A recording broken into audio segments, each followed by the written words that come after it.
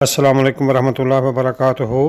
خاتم الانبیاء سیدنا محمد مصطفیٰ صلی اللہ علیہ وسلم کی پیاری تعلیمات کو سمجھیں۔ کا سوال آن لائن بزنس کے بارے میں ہے، ای بے کے بارے میں، جس میں اکاؤنٹ بنانے کے لیے وہ اپنا بل وغیرہ مانگتے ہیں، بجلی کا بل، تو بندے کے اپنے نام اگر نہیں ہوتا تو اسے کیا اس میں ڈیٹیل میں چینج کر کے جو ہے وہ ایڈریس کو ویریفائی کرنے کے لیے مانگتے ہیں، تو کیا اس میں کسی کا لے کے اس میں ایڈریس میں تبدیلی کر کے اسے اپلوڈ کیا جا سکتا ہے؟ تو اس کے بارے میں سوال ہے۔ دوسرا سوال اس میں یہ ہے کہ اسٹور میں کسی دوسرے برانڈ کی پروڈکٹ اٹھا کر اپنے اسٹور پر لگائی جاتی ہے اور پھر اس کی کاپی بیچی جاتی ہے، یعنی اصل نہیں بیچی جاتی، لیکن برانڈ سے اس کی اجازت نہیں لی جاتی اور نہ ہی برانڈ کو پتہ ہوتا ہے، تو ایسا کرنا کیا جائز ہے؟ تیسرا اس میں سوال یہ ہے کہ جو پروڈکٹ اسٹور پر لگائی جاتی ہے وہ موجود نہیں ہوتی، مثلا جیکٹ اسٹور پر لگائی جاتی ہے لیکن وہ ابھی موجود نہیں ہے، کسٹمر آرڈر کرتا ہے تو پھر اسے پرچیز کر کے اسے دیا جاتا ہے، تو کیا اس ضمن میں تو نہیں آتی ولا تبع ما لیس عندک، یا پھر یہ بیع السلم کے اندر آتی ہے؟ تو تین ان کے سوال ہیں۔ پہلا سوال جو تھا کہ اس کا ایڈریس ویریفائی کرنے کے لیے جو ہے اپنا بجلی کا بل اس میں رد و بدل کرنا، ڈیٹیل چینج کرنا، تو یہ دھوکہ ہے، یہ جائز نہیں ہے۔ اپنا بل دیں یا کوئی اور ویریفائی کے لیے اپنا شناختی کارڈ دیں یا کچھ اور دیں، اس طرح اس میں ڈیٹیل چینج کرنا جو ہے وہ دھوکے کے اندر آتا ہے۔ دوسرا ان کا جو سوال تھا کہ اسٹور میں دوسرے برانڈ کی پروڈکٹ اٹھا کر پھر وہ دی جاتی ہے، اسے برانڈ کو بھی نہیں پتہ ہوتا، اس کی کاپی بیچی جاتی ہے، اصل وہ برانڈ نہیں بیچی جاتی، یہ بھی دھوکہ ہے اور یہ بھی جائز نہیں ہے۔ تیسرا ان کا سوال جو تھا کہ پروڈکٹ اسٹور پر لگائی جاتی ہے وہ موجود نہیں ہوتی، مثلا جیکٹ ہے لیدر کی یا کوئی اور چیز، تو پھر وہ خرید کے پرچیز کر کے جو ہے وہ دی جاتی ہے، تو یہ اس میں نہیں آتا ولا تبع ما لیس عندک، یا پھر اس میں آتا ہے بیع السلم کے اندر۔ دیکھیں یہ بیع السلم اور ولا تبع ما لیس عندک دونوں میں دراصل فرق ہے۔ لا تبع ما لیس عندک اس سے منع ہے خاص چیز، بیع الاعیان، یعنی وہ کسی شخص کی ملکیت میں ہے، اور اسی کے بارے میں یہ سوال ہے۔ حکیم ابن حزام رضی اللہ تعالیٰ عنہ کی حدیث ہے، میں نے کہا اللہ کے رسول یاتینی الرجل فیسألنی البیع لیس عندی، مجھے کوئی آدمی آتا ہے وہ سوال کرتا ہے کسی چیز کے بارے میں، میرے پاس نہیں ہے، ابیعہ منہ ثم ابتاعہ لہ، میں اسے بیچ دوں، ابھی ہے نہیں پاس، پھر اسے خریدوں من السوق کی بازار سے، فقال لا تبع ما لیس عندک، آپ نے کہا کہ نہ بیچو جو تمہارے پاس نہیں ہے۔ اسے ترمذی نے روایت کیا ہے 1232 نمبر، ابو داؤد کے اندر 3503 نمبر، اور سنن نسائی میں 4613 نمبر، اور ابن ماجہ میں 2187 نمبر ہے اس کا، اور شیخ البانی نے صحیح ترمذی میں سے صحیح کہا ہے۔ تو ابن منذر رحمہ اللہ نے اس کے دو معنی یہاں کیے، وبیع ما لیس عندک، دو معنوں میں۔ پہلا ہے کہ ان یقول ابیعک عبدا او دارا معینۃ وہی غائبہ، وہ خاص غلام کہے کہ میں بیچتا ہوں، یا خاص گھر اور یہ موجود نہیں، تو اس میں غرر ہے، جہالت ہے، کہ وہ چیز ہلاک ہو سکتا ہے غلام، اور گھر تباہ ہو سکتا ہے، اور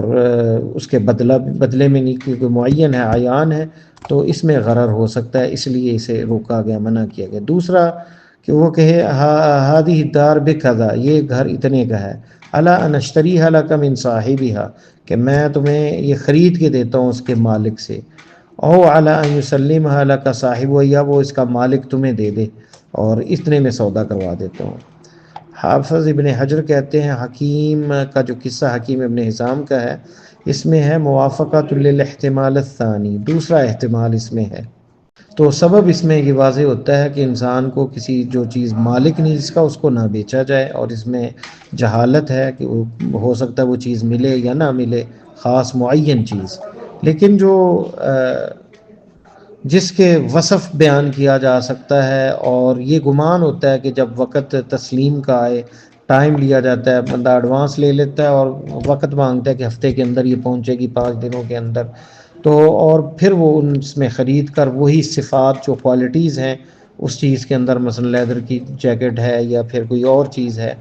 گاڑی ہے مثلا اتنے ماڈل کی ہے، صاف کلین اس کی حالت ہے، تو پھر وہ بیچنا جائز ہے کتاب و سنت کی روشنی میں، اور عام مسلمانوں کے ہاں یہی فتویٰ ہے۔ اللہ تعالیٰ کا فرمان ہے سورہ بقرہ آیت نمبر 282، یا ایھا الذین آمنوا اذا تداینتم بدین الی اجل مسمی فاکتبوہ، ایمان والو جب تم دین کا جب تم قرض وغیرہ کا معاملہ کرو تو یہ ایک مدت تک تو فاکتبوہ سے لکھ لو۔ ابن عباس کہتے ہیں اشہد ان سلف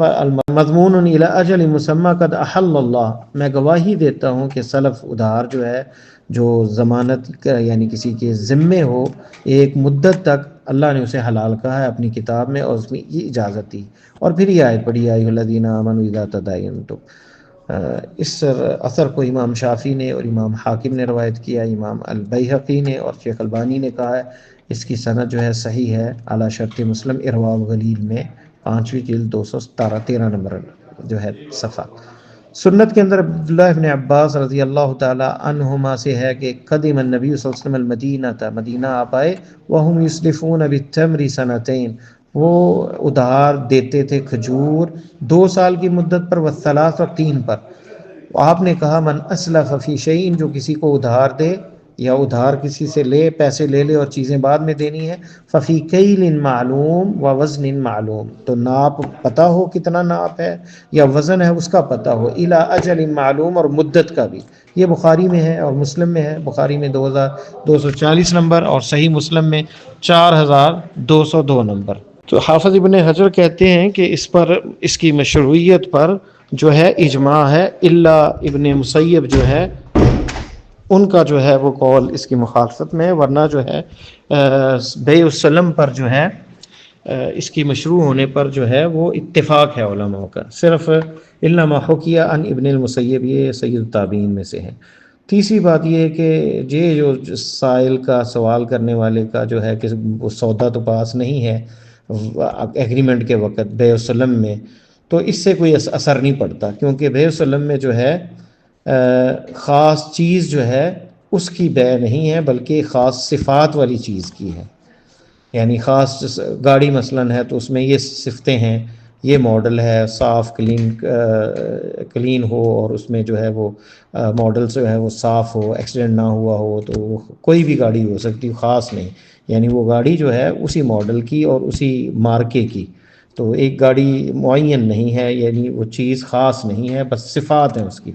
تو جب وہ ساری صفتیں اس میں پائی جاتی ہیں اور وقت پہ وہ اس کو ادا کر دیتا ہے اور موفر کر دیتا ہے تو جائز ہے یہ۔ علماء نے یہ شرط نہیں لگائی کہ بیع السلم کے اندر جو ہے جو سودا ہے وہ موجود ہو بیچنے والے کی ملکیت کے اندر، بلکہ شرط یہ ہے کہ غالب زن یہ ہو کہ وہ وقت کے وقت، جب وقت اس نے دیا ہے، مدت دی، اس تک وہ میسر کر دے گا۔ ابن قیم رحمہ اللہ لکھتے ہیں کہ سلم جو ہے یہ خلاف کے